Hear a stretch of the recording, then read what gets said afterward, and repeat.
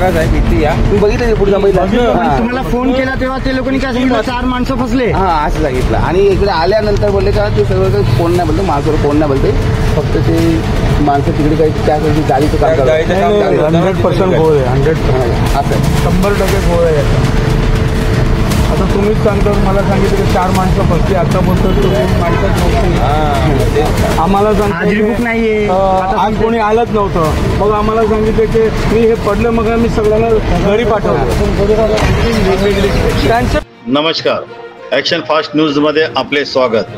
मीरा भाईंदर येथे इंद्रलोकमधील बांधकाम स्थळी मोठा अपघात. घटनास्थळी भेट देऊन राष्ट्रवादी काँग्रेस पार्टीचे जिल्हा अध्यक्ष माननीय प्रमोदजी कांबळे साहेब परिस्थितीची पाहणी करताना सर आज जो अभी एक घटना हुई है उसके बारे में क्या जानकारी? उधर पुलिस स्टेशन के एरिया में रास्ता जो है उसके नीचे की मिट्टी निकल गई है और इसकी वजह से रास्ता जो है पूरा अभी यूज़ के लिए बंद कर दिया गया है और इसमें कोई जीवित हानि नहीं हुई है। आगे की कार्रवाई जो है इन्वेस्टिगेशन हम कर रहे हैं।